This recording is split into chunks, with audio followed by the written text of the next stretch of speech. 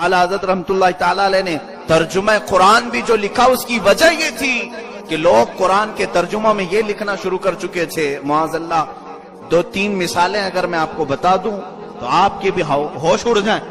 क्या कुरान का तर्जुमा कोई मौलवी साहब ऐसा भी कर सकते हैं? सूरह वद्दुहा, आप सूरह उठा लें, कुरान उठा लें और तर्जुमा मार्केट में मिलते हैं बहुत सारे तर्जुमे। मैं यहाँ पर नाम जिक्र नहीं कर रहा हूँ, बहुत सारे तर्जुमे हैं। कभी तफसील से किसी को जरूरत हो तो राब्ता कर सकता है। तर्जुमे में ये लिखा गया ववजदक ضالًا फहदा, ऐ महबूब हमने आपको गुमराह पाया तो हिदायत दी। तर्जुमे में है ये चीज, हमने आपको गुमराह पाया तो हिदायत दी।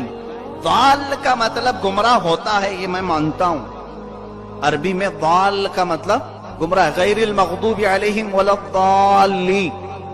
हम वहां दुआ करते हैं अल्लाह हमको उनके रास्ते पर न चला जिन पर तेरा गजब हुआ और जो गुमराह हुए।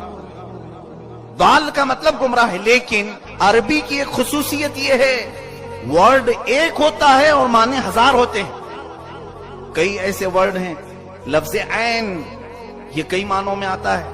ऐन का मतलब आंख भी है, ऐन का मतलब घुटना भी है, ऐन का मतलब सूरज भी है, ऐन का मतलब जो पानी का चश्मा फूटता है इसे भी ऐन कहते हैं।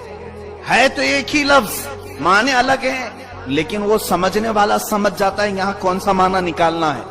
अगर कोई ये कहे मैं सुबह देखा कि जमीन से ऐन निकल गया है, तो कोई यहाँ आंख का माना तो नहीं निकालेगा, कोई घुटने का माना तो नहीं निकालेगा। अगर कोई ये कहे मेरी ऐन में से पानी आ रहा है, तो कोई ये कहेगा कि उसके घुटने में से पानी आ रहा है या सूरज में से पानी आ रहा है। वो करीना और क़यास से समझ जाता है यहाँ आंख का माना होगा, यहाँ चश्मे का माना होगा। यह अकल रखने वाला जानता है। इसी तरह मैं समझता हूँ कुछ मौलवी साहब अकल खो गए थे जब तर्जुमा करने बैठे। उन्होंने ये लिखा कि ऐ महबूब, ऐ रसूल हमने आपको गुमराह पाया तो हिदायत दे दी।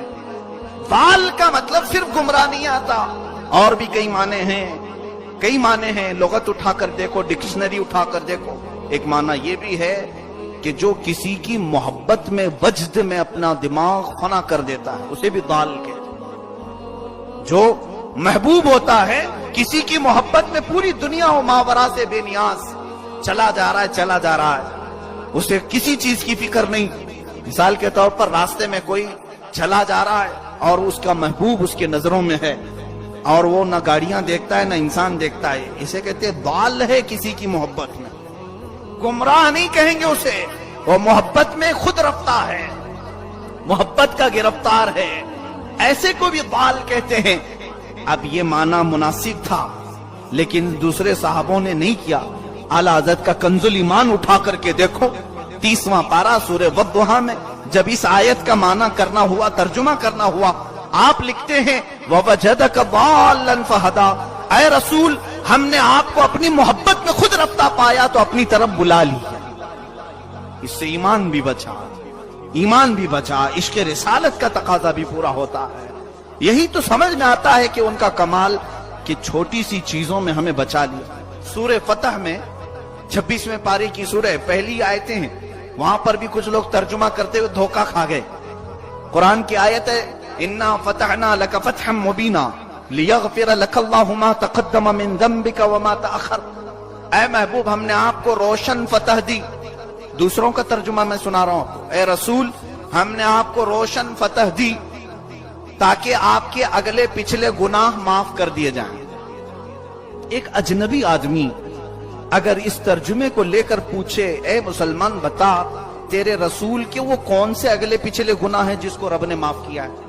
कुरान में लिखा हुआ है। तर्जुमे में पढ़कर के वो ये सवाल कर सकता है, ऐ मुसलमानों बताओ, उसे जवाब क्या दोगे? तुम्हारे नबी के कौन से गुनाह थे जो अल्लाह माफ करने की बात यहां कर रहा है? तर्जुमे में ऑलरेडी लिख दिया गया, छाप दिया गया, ऐ रसूल आपके अगले पिछले गुनाह माफ कर दिया रब ने। जबकि हमारा अकीदा यह है रसूल मासूम होता है, गुनाह करना तो दूर की बात सोच भी नहीं सकते। अल्लाह ने उन्हें गुनाह का मादा रखा ही नहीं। फरिश्ते और नबी मासूम होते हैं। जब हमारा अकीदा यह है तो यहां तर्जुमा आया कैसे? धोखा खा गए, गलती कर बैठे। ऐसी गलतियों के वक्त में इमाम अहमद रजा को पढ़ने की जरूरत है। देखो तो इस्लाह हो जाए, کتابت کی بھی اصلاح ہو جائے، دماغ کی بھی، اور عشق رسالت کی بھی اصلاح ہو جائے، ایمان کا بھی۔ اعلیٰ حضرت نے ترجمے میں لکھا، اے محبوب ہم نے آپ کو روشن فتح عطا کی تاکہ آپ کے ذریعے سے آپ کے اگلے اور پچھلے لوگوں کے گناہ معاف ہو جائے۔ کتنی بڑی بات ہے، اے نبی آپ کے ذریعے سے آپ کے اگلے اور پچھلے لوگوں کے گناہ معاف ہو۔ یہاں لوگوں کے گناہ معاف ہونے کی بات ہے، اور وہاں ڈائریکٹ رسول کے گناہ معاف کرنے کی بات کی جا رہی۔ ایمان والو ذرا اپنے دل پر ہاتھ رکھ کر بتاؤ، کون سا ترجمہ تمہیں ایمان سے قریب نظر آتا ہے؟ یہی کنز الایمان ہے، جس کا نام ہی رکھا گیا ایمان کا خزانہ ہے، ایمان کا خزانہ ہے۔